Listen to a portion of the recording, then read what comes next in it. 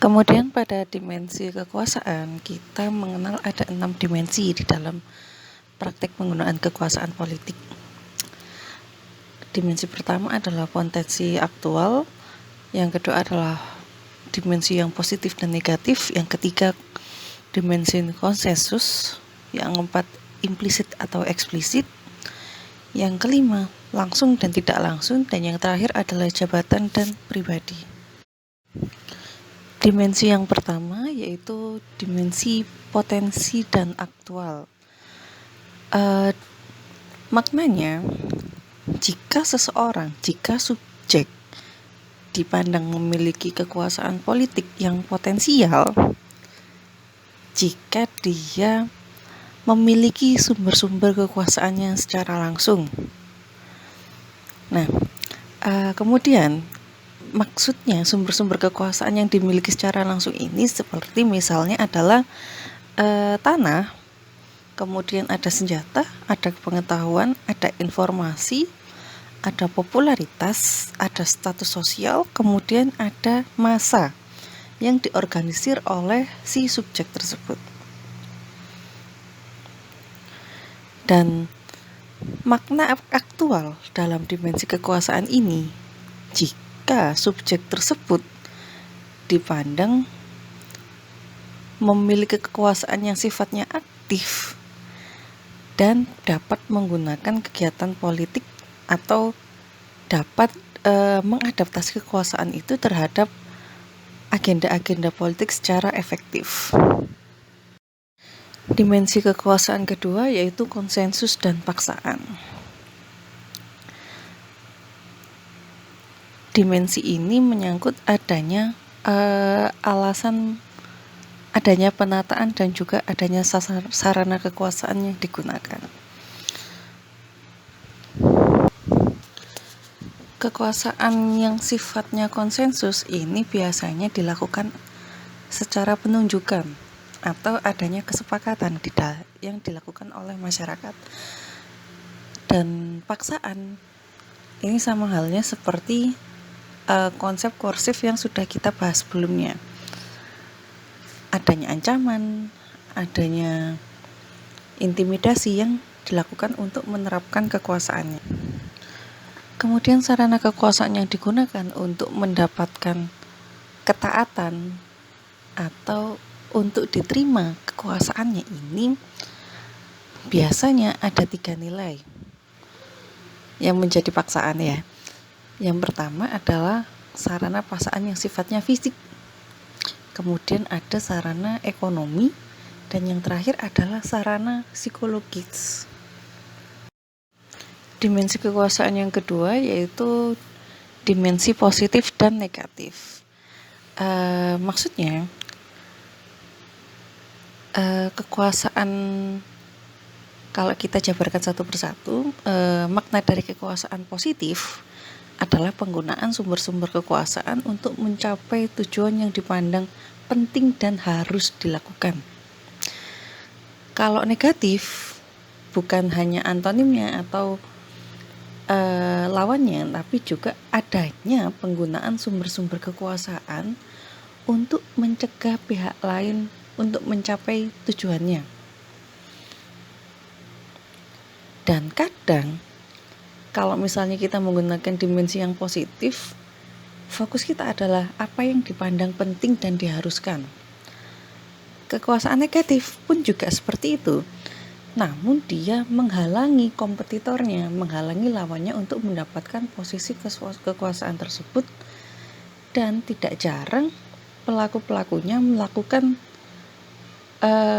tindakan yang merugikan pihak yang menjadi kompetitornya.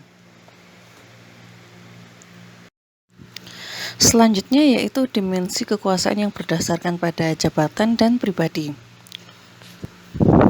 Perbedaannya, kalau makna dari dimensi kekuasaan berdasarkan jabatan dan pribadi ini, kita bisa melihat pada adaptasi dimensi kekuasaan ini pada masyarakat yang sudah modern atau yang masih tradisional.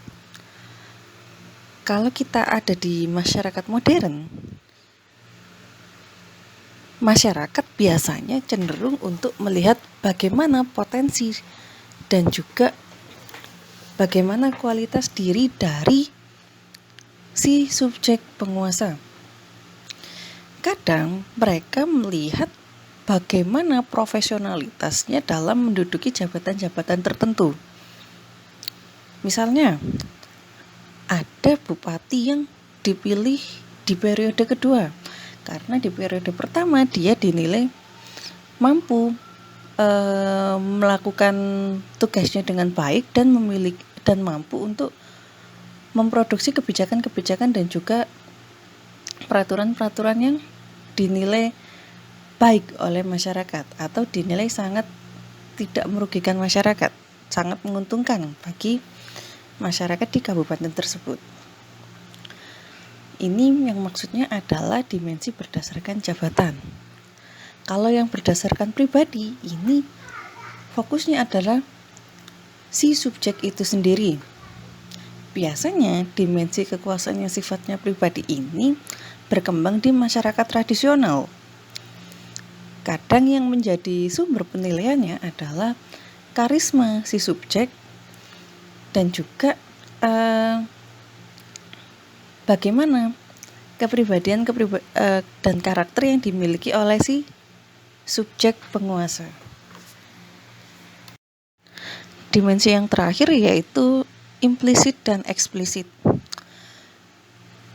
Dimensi kekuasaan eksplisit adalah pengaruh yang tidak dapat dilihat tapi dapat dirasakan bagaimana pengaruh kekuasaan itu ketika dijalankan. Kemudian selanjutnya yaitu kekuasaan implisit merupakan pengaruh yang dapat dilihat secara jelas dan juga dirasakan.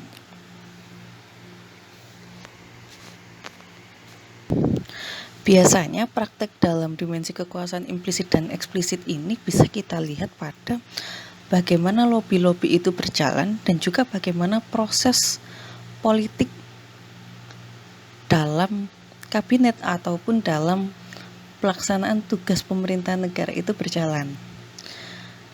Mungkin kita kalau dalam kehidupan sehari-hari kita, kalau kita memandang dan juga mengamati, kadang kita menemukan bahwa kok tiba-tiba ada kebijakan A, kok tiba-tiba ada kebijakan B. Nah, hasil proses dari sebuah kebijakan ini kita kadang ada dimensi-dimensi yang sifatnya implisit dan juga eksplisit di dalamnya. Kesimpulannya, kekuasaan itu kita tidak hanya melihat dari sisi bagaimana kekuatan-kekuatan politik itu dihimpun atau bagaimana visi dan juga tujuan dari sebuah negara itu dibentuk. Tidak hanya itu saja.